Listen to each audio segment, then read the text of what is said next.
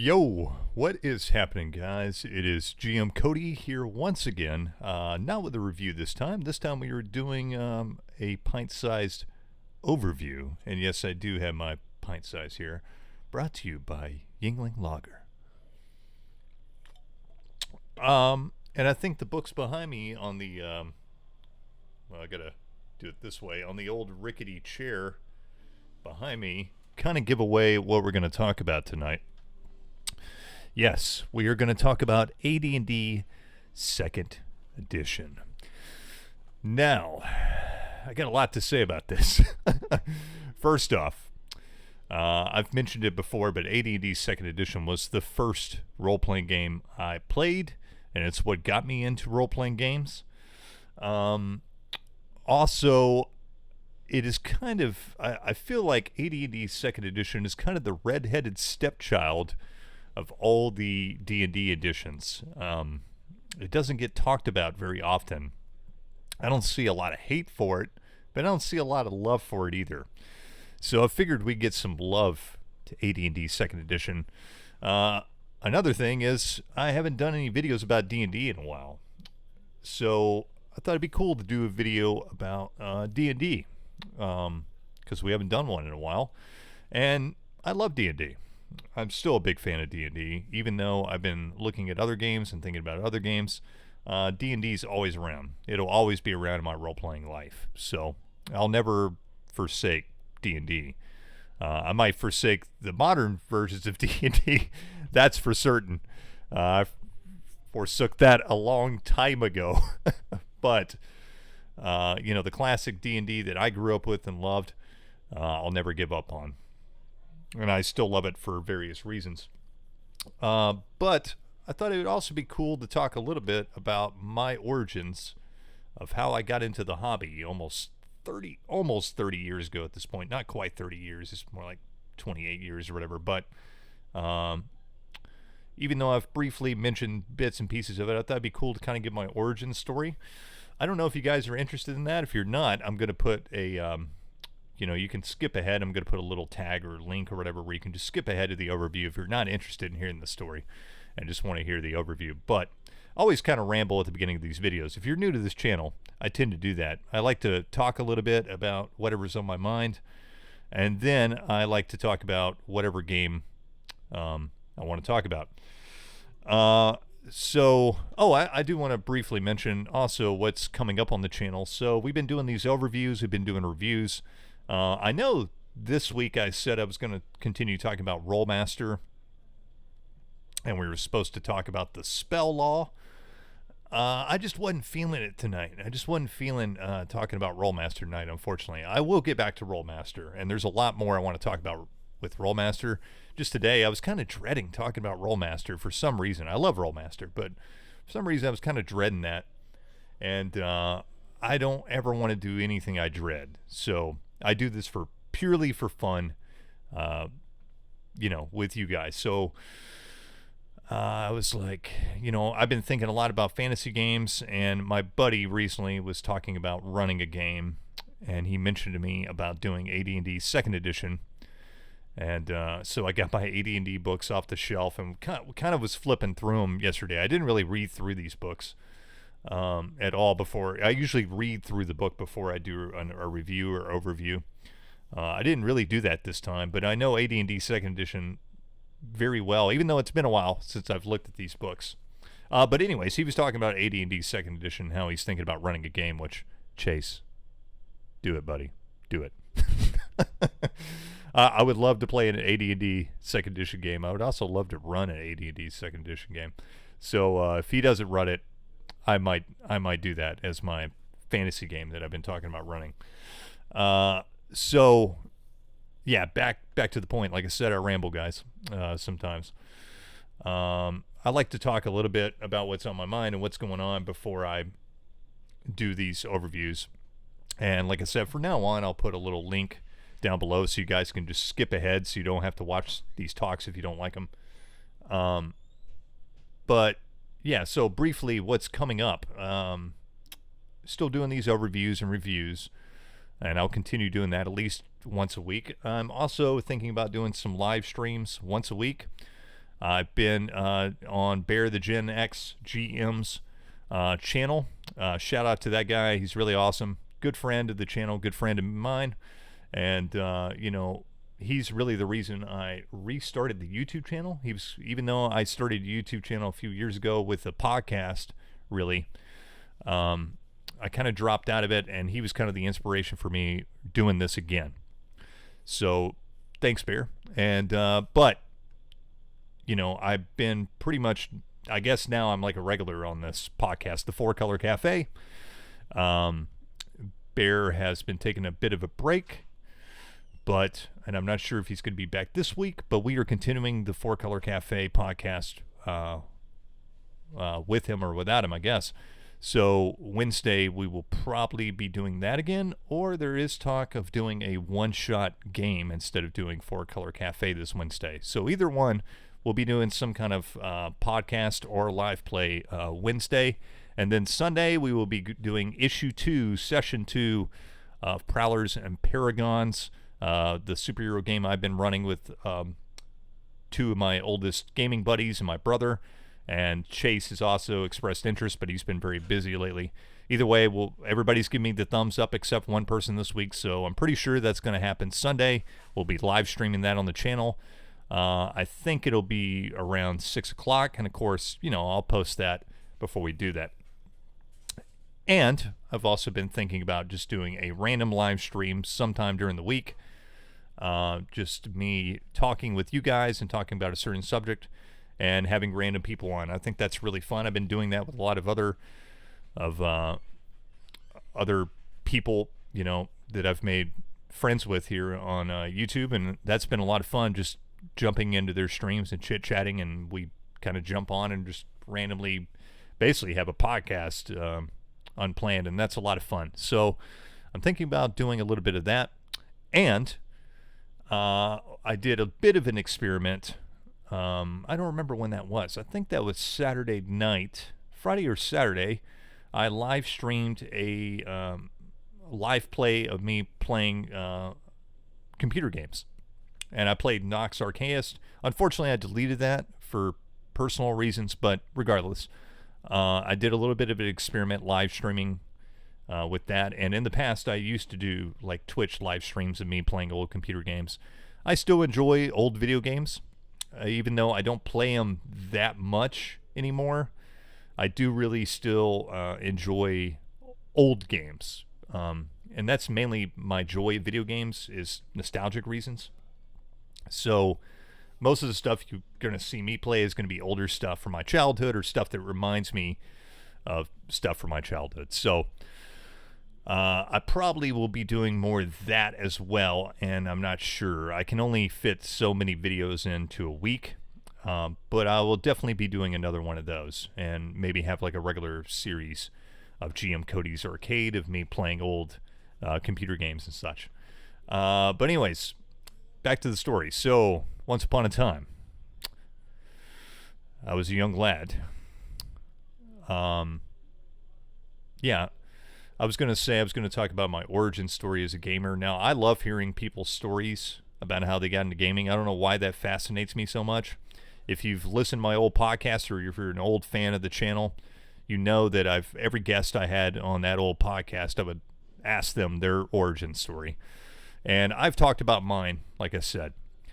But we're going to go into greater detail here. So I got into gaming. I'm not that old, by the way. I'm about to turn 37. Next month will be my 37th birthday in August. So I'm not that old. And that surprises some people sometimes, just because I am into older things. Always have been, really. So I started gaming in the mid-90s. I think it was probably around 95 when I started gaming. And I want to say, and these years in my mind are very fuzzy for me. I do remember things really well, but I don't remember exactly what age I was. I think I was 9. So that would have put me in like 3rd grade. So I was we're just going to say I was 9. I was either 9 or 10, I think. So I've always said it was 9, and I think that's how old I was. So I was about 9 years old. I don't really remember like what period of the school year it was or what else was happening, but this moment will be burned and etched in my brain for the rest of my life. And this is where I met one of my oldest and dearest friends for life too. So I was sitting in class. I got up. I didn't really have any friends in that class at that time. I was starting to make some friends. Of course, Andy Vince, who was on the Prowlers and Paragons channel, they had just moved next door to me at that time. We had already become friends through comic books and cartoons and all action figures and all that stuff, but especially comic books. We found that was our common ground at that time, was comic books, and we loved comic books. And they had a much larger, of course, we're talking much larger collection than I did at that time. But we're not talking about Andy Vince, and Andy Vince weren't in that class with me. They were really my only two friends at that time. But I was to make another lifelong friend at this time when I was 9. So anyways, I'm sitting in class. I decided, I guess I was getting up to sharpen my pencil. And as I'm walking past, I saw this kid, and he was a really awkward looking kid. A bit overweight, he was really curly headed, and you could just tell everything about this kid was very awkward nerd, right? So I got up to sharpen my pencil. I started walking back, and I noticed he's flipping through this book. And when I came back, it kind of caught my attention as I'm passing, and as I'm coming back, it really caught my attention because he closed the book, and on the cover was this awesome cover. Oh man, I should have pulled up. I should have pulled up the cover, but what it was a Citadel miniatures catalog, I think from 1994, and it had a Chaos Space Marine on it, and it was for Warhammer 40,000. Those that aren't familiar with Citadel Miniatures, they are the miniatures company that produces the miniatures for Games Workshop. They're basically like a subsidiary of Games Workshop. It's Games Workshop, right? So he closes magazine, this catalog, and that I had never seen artwork like that in my life. And I was already really into science fiction, anything science fiction, fantasy, any of that, and this just blew me away. I had never really been exposed to anything like that in my life, and immediately it was like, I don't remember exactly what my words were, but I think I was pretty much like, whoa, what is that? And he kind of like held up the magazine. He's like, oh man, it's a game. It's a cool game. It's called Warhammer 40,000. I was like, holy shit. I was like, this is a game? He's like, yeah, check this out. And he starts like flipping through it. And I'm like bent over the desk and completely forgot what I was supposed to be doing. I was supposed to be doing schoolwork. Now I'm like bent over the desk, and me and him are like pouring through this magazine looking at these awesome miniatures. And this is the first time I had ever been exposed to the concept of miniatures or miniature gaming or alternative gaming outside of like board games and stuff. So he's like, telling me that this is a miniatures war game. And you buy these figures, and back then most of them were pewter. But the plastic kits were starting to come out at that time. But there weren't a lot of them at this time in the mid-90s. Most of the stuff was pewter still. So he was like, there are these pewter figures or plastic, and, you have to put them together, and you have to paint them, and then you build a battlefield out of whatever you want on your kitchen table, and you play battles, and there's rules. It's like toy soldiers, but with rules. And I'm like, I was all into like war stuff. My dad was a big history buff growing up, and especially military history. And my room when I was a kid was his library. It was supposed to be his library. He was just ferocious reader, and still is, and made me a big reader too. But when I was a kid, he was going to take that room and turn it into his own personal library. And my dad's a carpenter. I'm a carpenter as well. And he built this, library style bookshelves all in this back room, and put all his, I would imagine thousands of books. I don't really know. I never really counted them, but it was a lot of books, back there. And it really was his like office space in his library. By the time I got 5 years old, I needed a room of my own. So he begrudgingly gave me that room, but just kept all his books back there.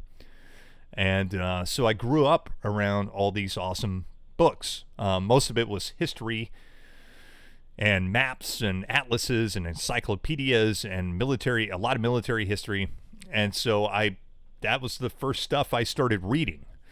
Was history and military history and stuff about cultures, the Vikings and the Aztecs and the Romans, great battles of history and World War II stuff and Napoleon and all this stuff. So I was really, needless to say, I was really into military stuff. In fact, at one time, even though you probably can believe it now, I strongly considered joining the military. I never did, and I don't regret that. But when I was younger, I kind of had aspirations for that. I was really into military stuff and military history. And, growing up, I loved Army men and toy soldiers and G.I. Joe and all that stuff. So when Andrew was telling me about this game that, you paint up toy soldiers and play these games, and it's science fiction and fantasy, which is, just combination of like everything I love, I was like, holy shit, sign me up. So, I think we got in trouble for talking in class about all this. I'm not sure how long I was sitting there, but all day I just couldn't stop thinking about this game he's telling me about. And, all throughout the day, we instantly became best friends, And then we started talking about other stuff that we liked. Now, Andrew's older brother as well, Joe, was really a gamer. Andrew wasn't really so much a gamer at this time. He was more just interested in like the lore and the art and the stories. Andrew's a writer, still is, I think. And, he was just really interested in like the backstories and this world and everything that surrounded it. He was kind of interested in the game, but he wasn't so much interested in playing the game as he was he loved the world and the setting and everything about it. Me, I was interested in that too, but I was really interested that this is a game. I wanted to play the game. But anyways, Andrew's older brother actually played the games. He had miniature armies. And so it eventually came around. Let's rewind a little bit. So, because we're talking about AD&D, so this is, so what happened is, this kind of attracted some other kids in the class. There was this other long-haired kid, first kid I ever met with like long hair. He was a Native American kid, and I'm not going to mention his name, and I haven't talked to him in a long time. But he was a really good artist. At least I remember him being a really good artist. And, I used to draw really well too when I was young. I've completely lost that talent, by the way. I really wish that's like my number one dream talent. I wish I could draw. It's like, I just love art. And if I could be talented at anything, I'm talented at music and some other things, but I'm not talented at drawing. At least not anymore. I used to have a bit of talent when I was younger, and that just kind of disappeared. And I might give up some of those other talents if I could draw, because art is like one of my favorite things. But anyways, so, this other kid, he was talking to us about this game. We're all interested in it. And he's like, well, I have this other cool book. It's called The Monster Manual. And I was like, whoa, what is that? He's like, I don't know. It's some kind of game. It goes to some kind of game. I don't know what the game is. I just like the art. He just bought it so he could copy the art inside of all the monsters and stuff. So the next day, he brings in the Monster Manual. So I had the Monster Manual he brought in. I have the original AD&D second edition Monster Manual. It's back in the bedroom. And my copy's really beat up because it's the copy I had, when I was a young teen. This is the reprint of it, of course. Originally, the cover's white. I didn't really feel like dragging out the original. That's the reprint of it, and that's one of the few like reprint books I bought. And the only reason I bought it is because, like I said, my copy is falling apart, and I still play AD&D. So, anyways, he brought that in the next day, and this blew my mind as well. And I was like, whoa, what is this? And he really had no clue what it was. He didn't understand. He was like, well, it's a game of some sort. He's like, I don't really know what it is. I could see on the cover it said Advanced Dungeons and Dragons. And so I had heard the words Dungeons and Dragons, but I had never heard anybody say anything about it. And so I kind of was like flipping through the book, and I knew it was a game I didn't really understand. We didn't understand the concept of role-playing games. But I'd looked through this. I was like, man, can I borrow this book for the day? And he's like, yeah, absolutely. So I just loved it, just looking at the monsters and the art and everything else. And Andrew also, he had a copy of the Monstrous Compendium, which is the binder edition, which I do not have that. And I would love to get a copy of the Monstrous Compendium. I usually only buy D&D books if I see them out in the wild and they're a decent price. And I have a lot of D&D books, but that's just from me like buying stuff out in the wild for cheap prices at used bookstores and whatever, yard sales and flea markets and game conventions and stuff. And I've never run across the Monstrous Compendium out in the wild, unfortunately. I would love to have that. And the Monstrous Compendium is really cool. It's, big binder, and each page you could actually take out of the binder. It was a cool concept. And you had expansions for all the different settings, and you could add to the binder and have this huge, monster manual. I would love to have the Monstrous Compendium. I need to put that on my wish list, actually. But regardless, Andrew also, he was like, I got a monster manual too, and, it's the Monstrous Compendium. So they both had copies of this Monstrous manual, but they didn't have any copies of the game. And even Andrew's brother, I don't think, played D&D at that time. He was really into Warhammer and Battletech and stuff, which I got into all that at the same time as well. So I'm flipping through this book all day, and even back then, I was like making up games, so I just started writing my own game based on what I saw in the monster manual. And I don't really remember what I came up with, but basically I think it was like a dungeon crawling role-playing game. I think I just kind of created Dungeons and Dragons without knowing I created it. I figured it out. I figured out the concept without anybody telling me about it or looking at like the player's handbook or anything. I just kind of extrapolated what it must be. I didn't even know about the concept of like dungeon crawling or anything. I have no idea where that came from.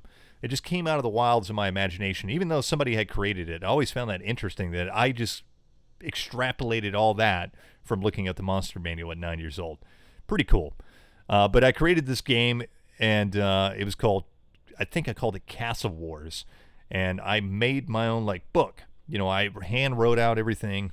I even drew like, pictures inside and like had a cover and stapled it together like a comic book. And, so we would play this game during school. And then it was soon afterwards that I, figured out that this was what Dungeons and Dragons was all about. So, where does it go from there? So me and Andrew started hanging out, and we got into all this. His brother was, like I said, was into Warhammer 40,000, and BattleTech, and I think he played some role-playing games too. But he was really into the miniature wargaming stuff, so me and Andrew just ate all this stuff up. We got into all this stuff at the same time. He also introduced me to the first game store I used to go to, which was the shady little hole-in-the-wall place. Really shady little place. Just a couple miles down the road. It's not there anymore. It's been closed for a long time. But it was called A&B Tales. And so A&B Tales was a comics and game store. It was mostly a game store. The lady that owned it had a few other game stores that she opened, and she also had like a direct sell kind of mail order thing she did for a while. But this was her first store that I know of. And it was more like this kind of heavy metal punk rock clubhouse. Like all these misfit teenagers just hung out there. She smoked in the shop. She was a really nice lady. There wasn't anything like weird about it. It was just this kind of like very dingy, grimy kind of atmosphere. A store that I was not used to. And they had all kinds of stuff, mostly gaming stuff. They did have some comics and some magazines, and that's the first time I saw a heavy metal magazine was there, back behind the counter. But this is the first time I'd ever been to a game store. And all the kids there were much older than me. They were all teenagers or college kids that hung out there. And I will say they never like ran me off or snubbed their nose at me, and they all treated me pretty nice and talked to me and stuff from what I remember. And the lady that worked, that owned the place, and I'm not going to mention her name, and to be honest, I don't know if I can really remember her name, but she was exceptionally nice to me as a kid. She let me hang out there for hours, and the older kids didn't let me play, but they let me hang out and watch them play. So now I had been exposed to how role-playing games actually worked. Not just role-playing games, I also watched them play. They were playing Warhammer and Battletech and Warhammer 40,000 and some other stuff, that came and went at that time. I don't really remember all the different types of games they were playing. And I bought some games there too, that's where I bought Rifts, and that's where I bought, I don't even remember. I remember buying like a little miniatures game there called Firefight. I think Grenadier Miniatures made it, and it was like this science fiction skirmish game. And I bought this box set. It was really cheap, and that's why I bought it, because I didn't have a lot of money because I was a kid. And my parents didn't have a lot of money either. So, I don't remember the price on it, but it was really cool. It had like these cardboard, like cutout terrain pieces, like board game pieces, like you see in a lot of board games today that were like, arrangeable, what do you call, I don't know what you call it, interchangeable, right? And they were just like, I don't know, maybe like 12 by 12, and they had a grid on them, and they had like, they were printed with like terrain and stuff on them, and that's what you played the game on. Now you could play on an actual like battlefield and stuff, but this was awesome to me as a kid. It came with, probably 20 miniatures or more, and it came with, terrain and the rules and everything, and it was really cheap. And from what I remember, it was a pretty fun game. I don't really remember it, but I remember, we played it a lot, me and Andrew, and, I convinced Andy Vince to play it with me, and even my dad, we played this game a lot, and it was, some of the first miniatures I bought were those, and those were the first I painted. I don't think I have any of those left. I'll dig around in my miniatures pile. Actually, I take that back. I think I do have some of them. I'll dig around in my boxes, see if I could find them, because that'd be cool to find. I still got a bunch of my old miniatures and hanging around in shoe boxes, and in the closet there is just full of miniatures, pretty much. Even though I've cleaned out a lot of it recently, it's still full of miniatures. So I think recently when I was cleaning out that closet, I found a bunch of stuff like that. So maybe there's some of those old Grenadier, Future Wars miniatures in there. You can still buy a lot of those miniatures. Some of them you can't, but a lot of them you can. So anyways, so I bought several games there. It is worth noting too, and I mentioned this last time I was on somebody's stream recently talking about it. We were talking about Satanic Panic. My parents were very different than they are today. I have really great parents, by the way. I love my parents to death. They raised me really well. Excellent parents. You couldn't ask for better parents. But they were very different with me than they were with my siblings, and they were very different back then in general as people, as you would imagine. I mean, this is 30 years ago. People change. But back then, my mom was quite religious. I don't think my dad ever really was, but he went along with whatever my mom went along with. And so when I got into all this stuff, they were not very excited about it, especially when I started talking about Dungeons and Dragons. They still had the stigma, and I think that stigma was still going on pretty strong, at least in my area here in Tennessee. And maybe it's just because we're behind the times a little bit, I don't know, but that stigma was still going pretty strong all the way up until the early 2000s, really. I still felt the force of that stigma. Nowadays, not quite so much, and when I do, it's like it's a real shocker to me. But back then, it was still a big taboo, stigmatic thing around here. So when they heard Dungeons and Dragons, they were not excited about that, and they pretty much forbid me from playing Dungeons and Dragons, which just made me want to do it more. to be honest. It just made me more obsessed with it. And I think today that's why I'm more still hold on to D&D and still like love it so much and cherish it, is because it was kind of this forbidden thing when I was a kid, and I just totally got obsessed and embraced it. And I still feel that I still feel that as an adult. So, but that is worth noting. So I couldn't buy any D&D books, but they didn't mind me buying, the Warhammer stuff and the miniatures and some other role-playing games that were not related to that for whatever reason. I don't know. Weird.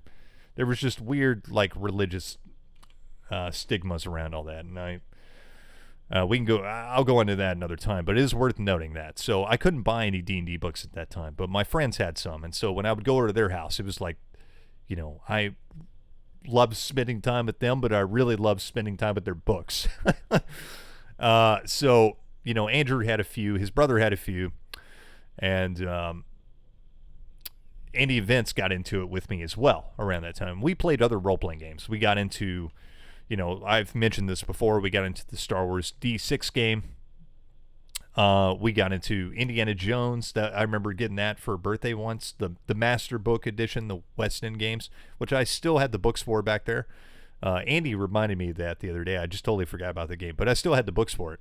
I don't have the Master Book, though. I don't really remember if that's a good game or not, but I remember us playing that one.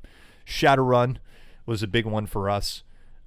Even though we didn't understand all the rules, we understood it well enough to play it. And we did have Shadowrun, 2nd edition.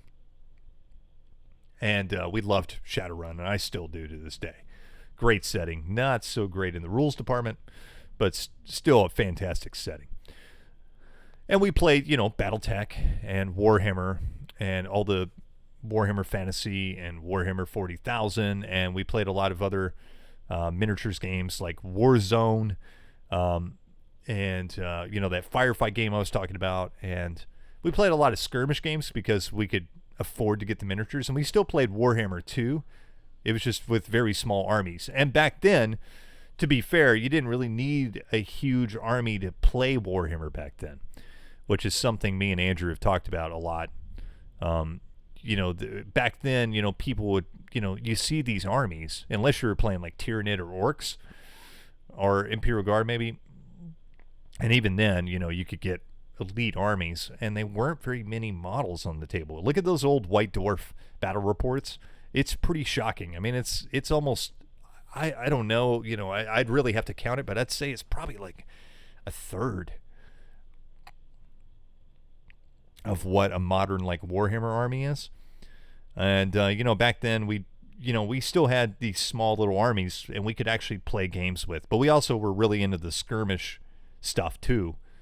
And we'd make up our own games. Me and Andrew did that a lot. We would make up our own miniature games. We had all these miniatures we'd buy, and me and him would just make up rules, and he'd love to do that, and I did too. And we would just write up, I was more the rules guy. I could figure out the rules. Even then, as a kid, I was pretty good at figuring out rules, and still am, by the way. But he was really good at coming up with the backstory and stuff, and I was good at that stuff too. We both had like a really active imagination. And so, most of the time we'd go hang out at his grandmother's house.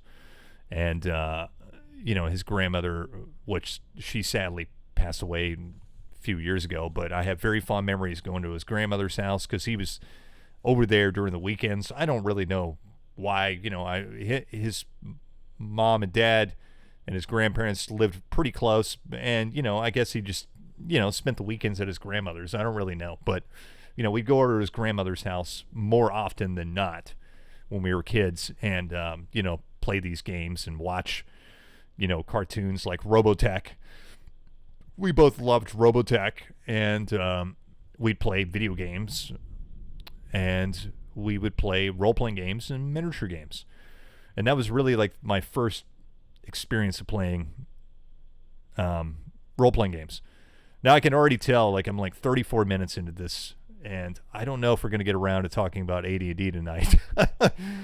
So sorry about that. I'm not going to drag this out. I'm not going to, if this starts, yeah, basically we're probably not going to talk about AD&D tonight. We're probably just going to talk about this, because I'm enjoying just reminiscing about the past, and hopefully you guys enjoyed it too. But next time we'll talk about AD&D. How about that? But anyways, back to the story. So that went on for a few years, and like I said, the only people I could get interested in playing these games with me, the older kids weren't really interested in playing with like a little kid. Fair enough. I probably wouldn't either, even though like nowadays I've shown plenty of kids how to play games, and I think that comes from me being a kid. I was their age, and I've seen plenty of kids come into the game store or hobby store or comic store or whatever when I'm playing games, and none of the older guys want to play with this kid. And I have no problem playing with the kid and showing him how to play or whatever. And I think that comes from me being a kid and not being able to play with the older kids. So nowadays, if there's a kid that comes in to the comic store, game store, or whatever, and I'm playing, and he's looking for a game, I'll play with him. So I think, again, that comes from me being that kid. So anyways, I couldn't, the older kids didn't want to play with me particularly. I remember, having my mom drive me up to the hobbies. There was a hobby town here, and they played Warhammer there. A&B Tales, like I said. And there was a great game store. It's still a great game store, by the way. It's been around longer than I've been. It probably came around the same time I got into gaming, but it was already open. It's called the Gamekeep. It's in Hermitage, Tennessee. If you're ever in Tennessee, Middle Tennessee, Nashville area, go to Hermitage, Tennessee. Go to the Gamekeep. It's probably the best game store we have around here. It still is. They have new owners now, but the one guy that owned it for a long time, and I got to know him really well, and he knew me because I had been going in there since the time I was a little kid until now, and I hope he's doing well. He retired recently, and he sold the store to new owners, and the new owners have done a really fantastic job. They've completely cleaned up that old store and redone it and made it very presentable. They've expanded it. It's really cool. It's probably our best gaming store around, and it was back then. So every once in a while, it was like a special thing. I'd get to go to the Gamekeep, and it would be like an all-day thing. It'd be like, I remember going there for like my birthday and having my mom just drop me off for the day. It was that special to me to go to the Gamekeep, as a kid. So, but every once in a while, I get to go to the Gamekeep. But anyways, the point of that was that I didn't really have anybody to play with. It was just like Andy, Vince, and Andrew. And every once in a while, Andrew's older brother would, play with me and whatever. And that was really it. So fast forward to middle school. I was 12 at this point. And what ended up happening is I joined the band. All right. And now I joined the band. That's a whole nother story. Funny story about joining the band. I joined the band because I wanted to play the drums. My dream always was I wanted to learn to play the drums. My parents kind of thought it was a joke. At that time, I think they did. They didn't take me too seriously. So I was like, I really want to play the drums. I was just obsessed. So I thought joining the band, I could play the drums. And the funny part of that, very briefly, I'll mention the funny part of that story is I joined the band to play the drums, and they had tryouts for the kids to play in the percussion section. And I don't know why they had tryouts. You're talking about sixth graders that had never played an instrument in their life, and you're trying them out. Okay, whatever. But so the band teacher tries me out, and he just stops me in the middle. He's like, he like does some rudiments on the drum pad and then like has me do them. And he just stops me in the middle of like 2 seconds to doing this. He's like, oh, just stop. He's like, you'll never be a drummer. He's like, just don't worry about it. He's like, you don't have it. You're not going to be a drummer. You're not going to be a percussionist. So pick another instrument. He opens up the door and it's like, what instrument do you want to play? Well, this is all I wanted to play was the drums. So I saw this one lonely kid over there playing this weird looking horn. It was a French horn. And I was like, well, what's that? He's like, that's a French horn. And I was like, can I play that? He's like, it's one of the hardest, brass instruments to play. He's like, but if, we only have one person that wants to play the French horn. So if you want to play, that's yeah, you can play the French horn. I'm like, okay, cool. So I ended up playing the French horn. The funny part of that story is, years later, I became really determined to play the drums and taught myself. And I don't like to brag of myself. I don't like whatever. But this is one thing I will say is that I became a really good drummer really quickly. I did have a knack for it.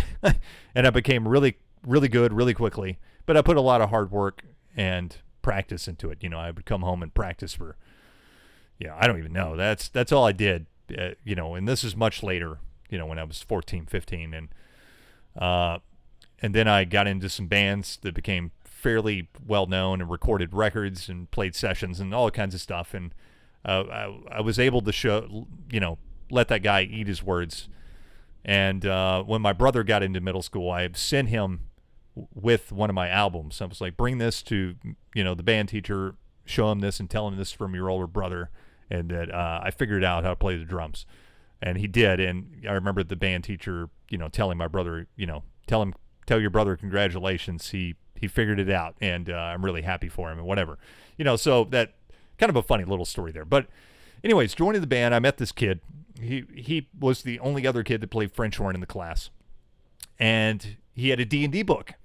He had an AD&D second edition player's handbook with him, like over here. So he had an AD&D second edition player's handbook with him.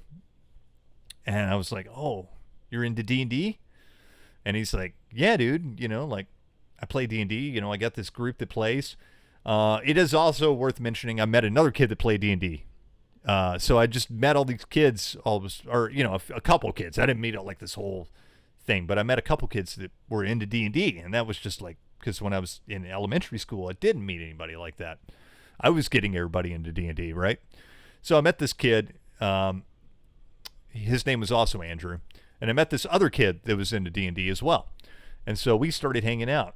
And then the other kid that played French horn, he was like, finally, halfway through the school or whatever, I was really obsessed with computers back then. And I basically became like the teacher's assistant in the computer lab, because I didn't have a computer of my own because we couldn't afford it.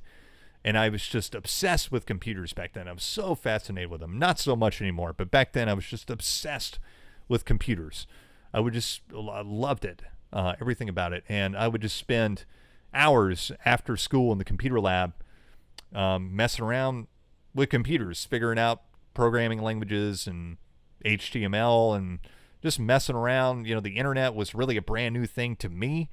And so, I'd spend hours just looking at web pages about D&D and, drawing things and playing games and all kinds of stuff, So, needless to say, I was in the computer lab one afternoon, and my buddy Andrew, French horn Andrew, followed me into the computer lab, and he started coming there every day. And, we're hanging out there in the afternoon. The teacher let us do that because, again, I kind of helped her out. I knew computers better than she did. And the funny part of that is I basically became like the tech support guy of the middle school. And so anytime the teachers had like, a new computer they needed to set up or problems with their computer, I get like a call in the announcement, Cody Broussard, please come to so-and-so's class. And, I knew exactly what that was about. I had to go like fix a computer or whatever. So that's kind of funny. But the sixth grade kid that knew more about computers than his teachers. But anyways, so we're in the computer lab, and Andrew's like, hey, look, I started gaming with these older guys. This guy's named Dustin. Now, I knew about Dustin. I had met him briefly. He was in the 8th grade when I was in the 6th grade, so I guess he was like 2 years older than me. And he was like the most stereotypical nerd I'd ever met. I mean, he looked like those nerds in like the 80s movies. He had that hair, that kind of like, John Hughes nerd hair with the big glasses, and he wore the same like leather bomber jacket every day. He was just, very he had everything going for him except for the pocket protector, and I wouldn't be surprised if he didn't have one of those. So I kind of knew about Dustin. I saw him around, and I was like, back then, even then, that wasn't that, long ago in the grand scheme of things. I guess it is long ago at this point. I could pick out the nerds, and I was like, that kid's a nerd, but he's older. He probably doesn't want to talk to me or hang out with me. But, I took notice of him. But he's like, yeah, you know Dustin? And I'm like, yeah, I know of him. And he's like, well, I've been playing with Dustin and his crew. They're all older guys. But maybe I can get you in. It was like this secret club that played D&D. And, he was naming off some other kids that played, and I knew them. They were around the same age as me or a little bit older. And finally he's, came back a couple weeks later, and he's like, yeah, Dustin said it's cool. If you come this Friday, they played every Friday. You can come down to the basement and play D&D. And I'm like, oh, sweet. So I used to walk home from school back then, because the middle school, and it still is, I still live pretty close to where it was back then. It's not a middle school anymore, but it's literally, it was only maybe a mile down the road from my house. And it was a little further from Frenchhorn Andrew. It was, maybe a couple miles, 2 or 3 miles from his house. But regardless, I just walked everywhere back then, or rode my bike or my skateboard. So me and him walked home from school that day, Friday, and, I guess I called my mom. Maybe I didn't. I don't really remember, but I do remember walking home with him. I might have called her when I was there and be like, hey, I'm hanging out with some friends, whatever. And she was probably cool with me just actually getting out of the house and hanging out with people at that time, because I was a very dorky kid, very nerdy kid at that time, very awkward. I didn't have a whole lot of friends, like I said. So I was starting to make friends. This is the first time in my life I'm like making a lot of friends. And so we get there, and it's like the most stereotypical thing ever. We go down in this dark basement, and his house looked like straight up from the late 70s, early 80s. The basement had like the wood paneling. He had the big old kitchen table, big giant leaf kitchen table that I think was his his family's old kitchen table, and they got a new one and gave it to him down in the basement. And he had a big TV down there, which was a big deal back then. One of those big like floor TVs. Again, it was like probably a second hand-me-down. His parents got a bigger TV or a better one, and gave him the old TV. So this is just amazing. We had our own fridge down there. He had everything down there, dartboard, and this was amazing. And going down there was all these older kids down there. They were not too much older than me. There were a couple there my age, but some were like in high school, and most of them were like 8th graders or 9th graders or whatever. And I'm in the 6th grade. So I get down there, I meet Dustin, and Dustin's the dungeon master. Now, I should note at this point that really at that point, I had been the dungeon master, because nobody else really knew how to do it. And so it is worth noting that I started off my gaming, like adventures, I guess, as a game master, as a dungeon master, or whatever you want to call it. So that is worth noting. But he was the dungeon master of this group. And so I joined in, and they were playing AD&D 2nd edition. Now, they played a lot of games and would jump around, but we played a lot of AD&D 2nd edition, mostly. But we also played, like, GURPS. I'm trying to think, that was the first time I played Vampire the Masquerade, but we only played that, like, briefly because he was really into it, but, like, all of us were just too young and immature to understand the world of darkness or Vampire the Masquerade. And we kind of played it like an action movie, like a comic book style, which was really fun. But it was, it really pissed off Dustin, because it always pissed off Dustin because he was trying to run these like really serious campaigns. I want to say first off, like, I haven't talked to Dustin in a long time. I would like talking to him again, but I kind of lost contact with him after high school. But Dustin was one of the most intelligent guys I'd ever met at that time. Just super smart kid, really into computers too. And he was already like doing hacking and programming and all kinds of crazy stuff. And he was also a really good dungeon master. He was the first guy I had encountered, even like, because I had watched other people game master, dungeon master, and to me they were like the same level as me, but Dustin was like another level.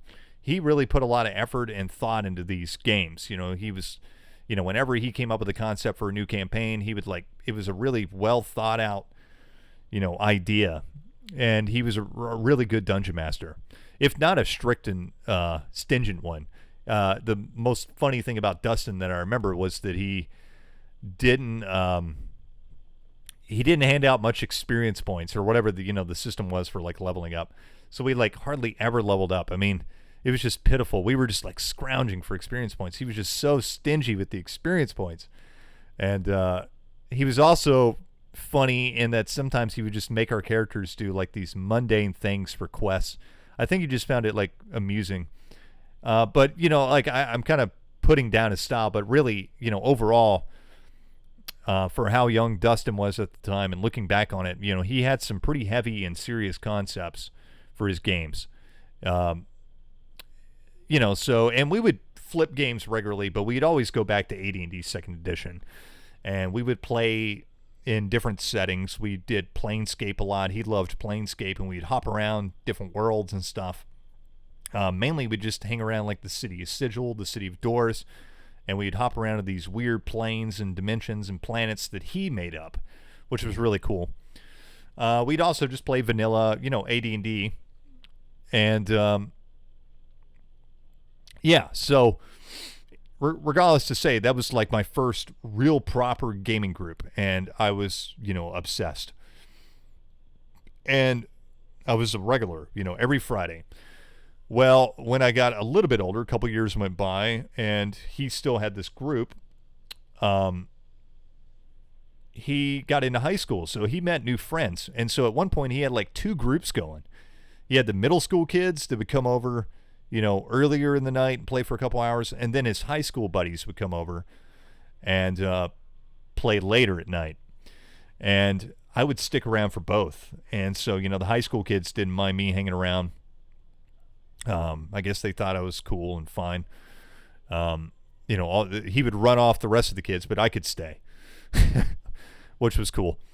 And so, I'd hang out with the older high school kids, and that was a totally different eye-opening experience because they were into much more mature things, and we were watching, mature anime, and they were talking about things that were way above my maturity level, but I was a little bit more mature for my age anyways, I think, and that's why they liked me. So, but gaming with those guys was pretty interesting too, because they were, again, a little bit more mature and a little bit more interested in other things. And so those games really were inspiring as well. Now, at that same time, me and Andrew, Frenchhorn Andrew, started our own little gaming group. And we found a little cadre of people that were, because we were the younger guys playing in Dustin's group, we decided that, we should have our own group. And so before, I was talking about how Dustin had 2 groups at one point. Well, we would go play over at Dustin's before, this a couple years before that, in the 6th grade or whatever. We'd go play at Dustin's, and then we would go back to Andrew's house. And we had some other friends that we got involved with, and we started our own gaming group. And that would be after we got home from Dustin's, we'd go over to Andrew's house because his mom didn't care. She worked nights, I think, and she didn't care. We had the run of the place. She didn't give a shit what we did. And Andrew was a little spoiled, I think. He was an only kid, and, his parents were divorced and kind of fought for his love or whatever. I don't know. But he had all kinds of cool stuff over there, He had a big TV, and, he had all the new video game systems, and he had a big kitchen table, and his mom just didn't give a shit what we did. So we'd stay up way into the wee hours of the night or dawn a lot of times, playing D&D or miniature games or whatever. So we had our own group. Now, in that group, I was usually the game master most of the time. Now, we'd rotate. Andrew would do it sometimes. We had some other people in the group that would do it occasionally, but most of the time it was me running the game. So this was my first real, foray into being, a regular game master, right? And running, real proper, campaigns. And that was a good experience. And I don't remember most of those campaigns. I do remember snippets about it. But, we would always like restart the campaign like constantly because we just loved coming up with different concepts. We'd see a movie, the new movie that came out, and I'd be like, oh, let's do a game, a D&D game like that, whatever the movie was or whatever, or video game we just played or whatever. So we'd, regularly like, reboot the campaign. But I do remember those being really, really fun times. Also at this time, and he wasn't part of that group, interestingly enough, I met this other kid. His name is Marshall. Now, he was in D&D as well. He didn't play with this other group. I don't remember why.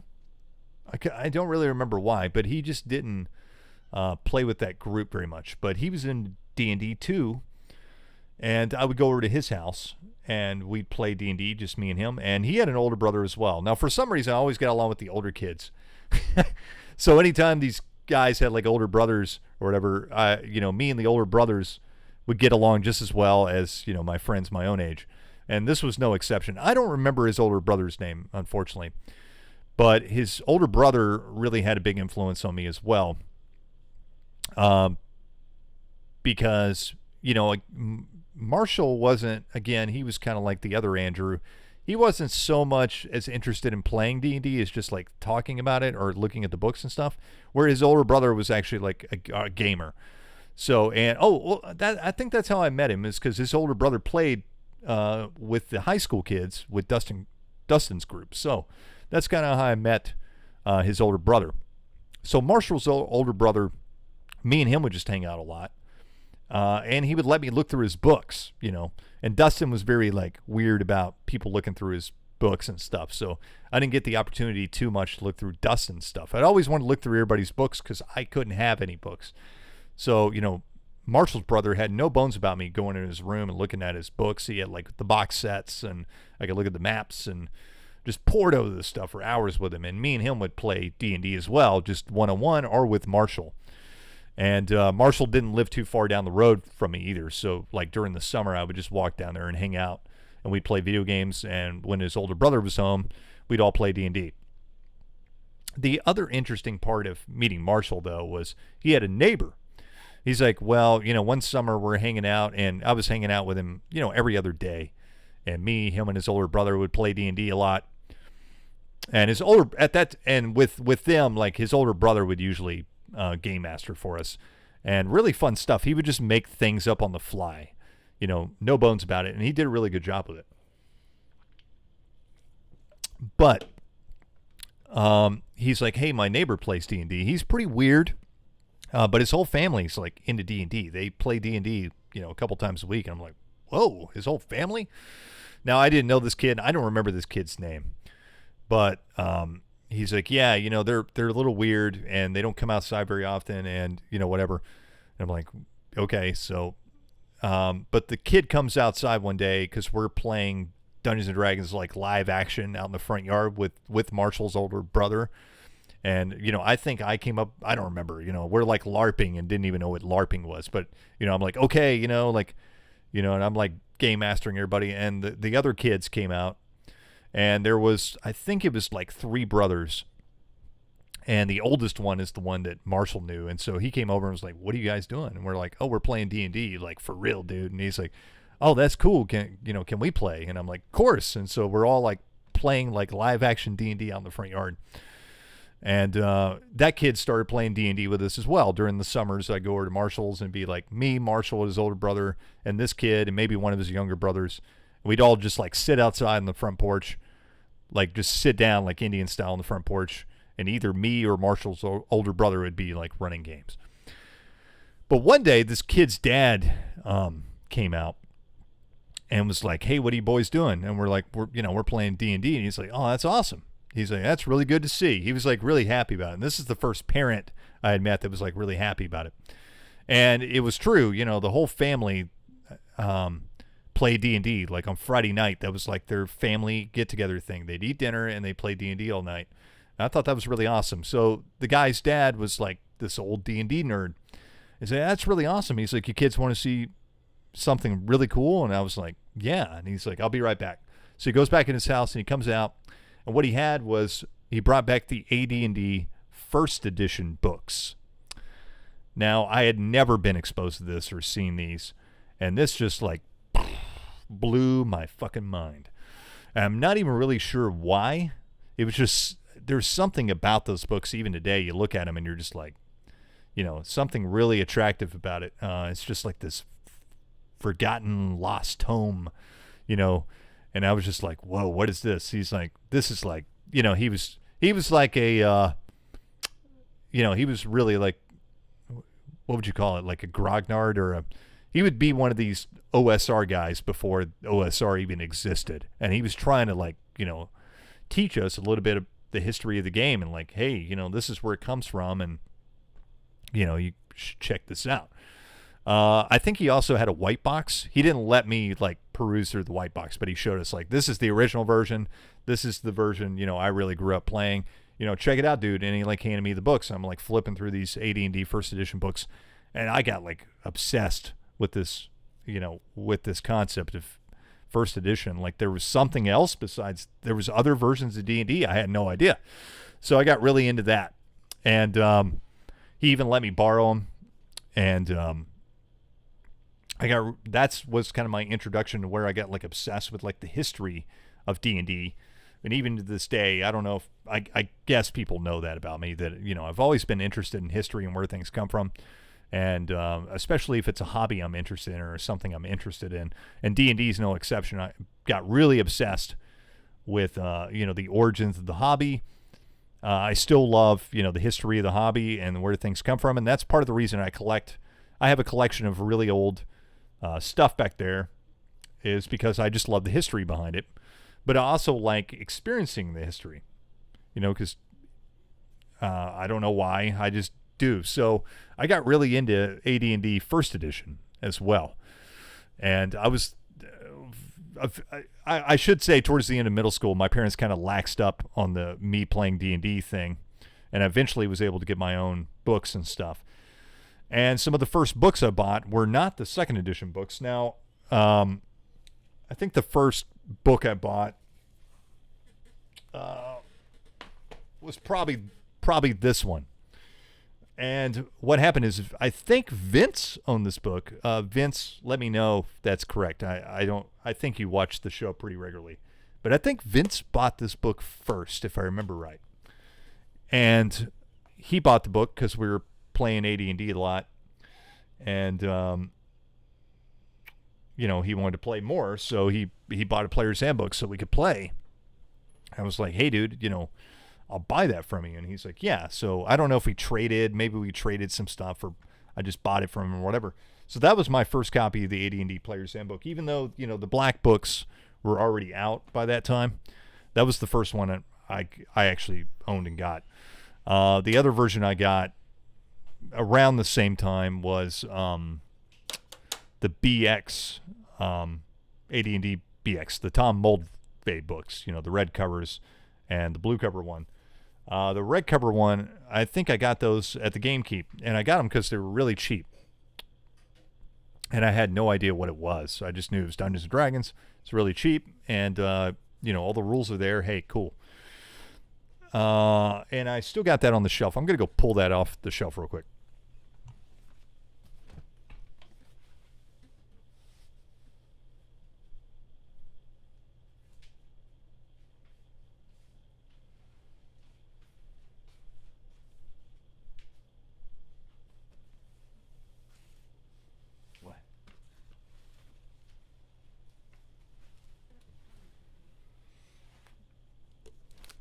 So this is what I got. And this is, again, I don't know which one I got first. I want to say it was probably actually this one. And as you can see, it's the basic and expert. And I don't know if it suggests, I think it suggested it in the basic rule book that you could like cut up the pages and, put them in a binder. And that's exactly what I did.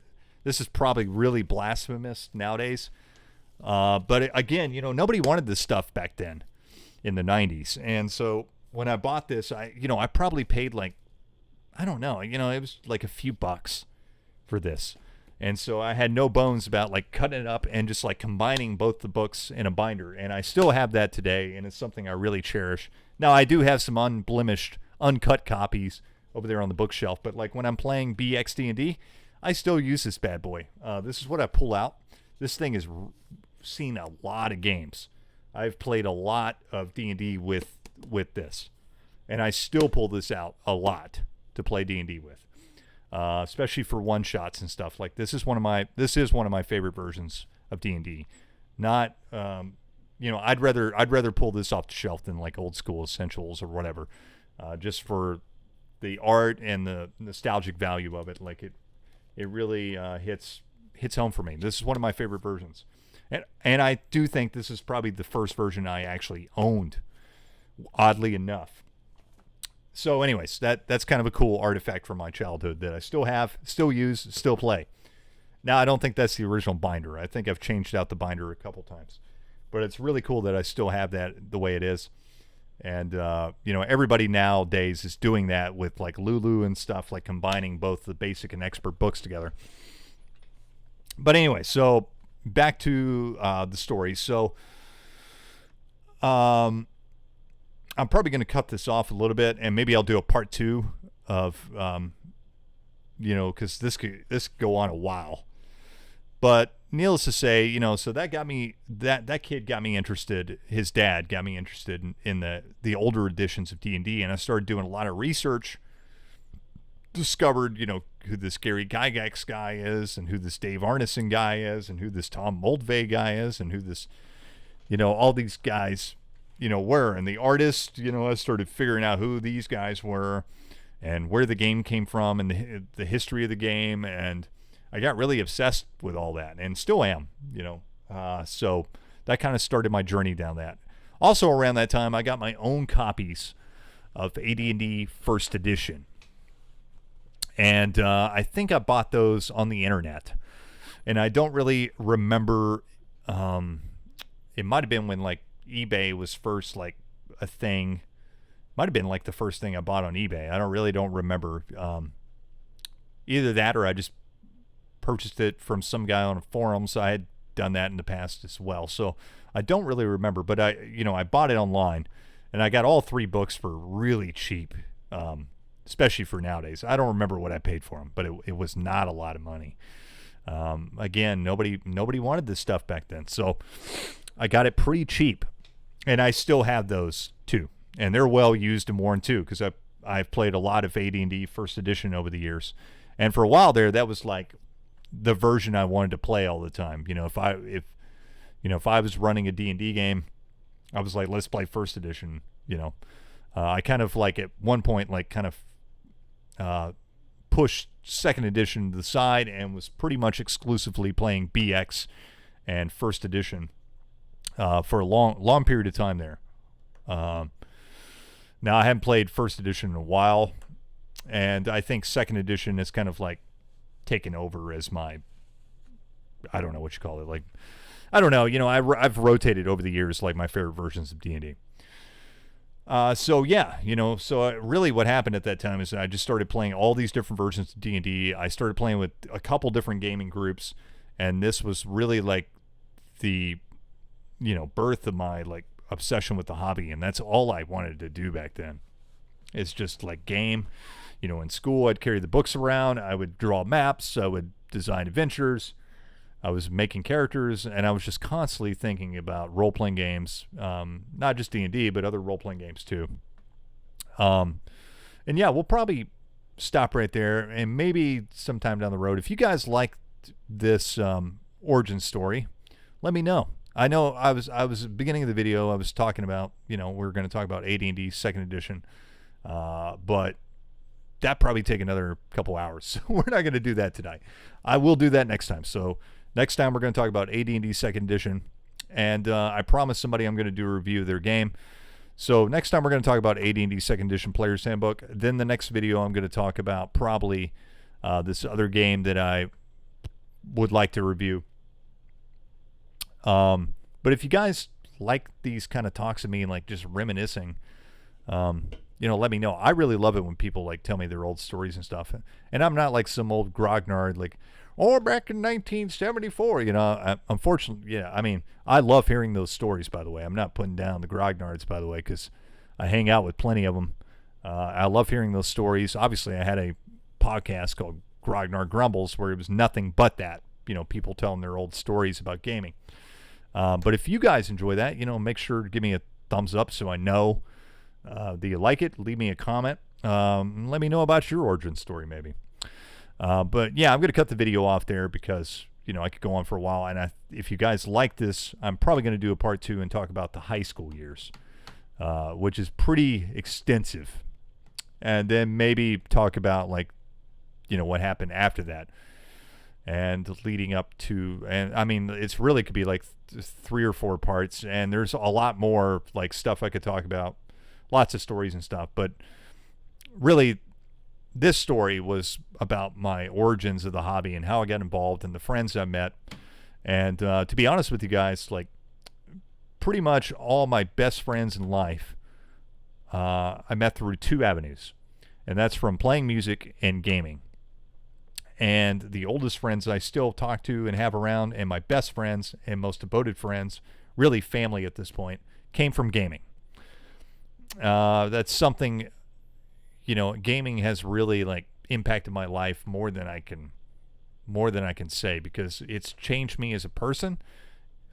It turned me from that little awkward kid that didn't have any friends to having a whole lot of friends, to me being more charismatic and more open, more confident, being able to do a lot of things that I probably never would have done. I don't know if I can attribute that all to gaming, but I think I attribute a lot to it. It really helped me as a person to grow, and it still does to this day.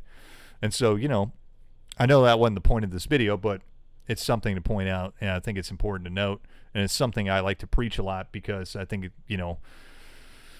I think it's a really good tool for kids, especially awkward kids, that have a hard time relating to, and maybe they're quiet or they're nerdy or a little too smart for their age or whatever.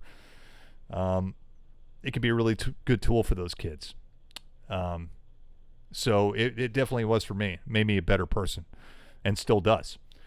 But yeah, it never ceases to amaze me that the best people I've ever met in my life are gamers, and still are. I'm still making new friends, and they're still the best people. And we'll leave the video off on that. I hope you guys have enjoyed this video. If you did, give me a thumbs up, comment below, tell me about your gaming origin, and we'll talk to you guys next time. Y'all have a good one.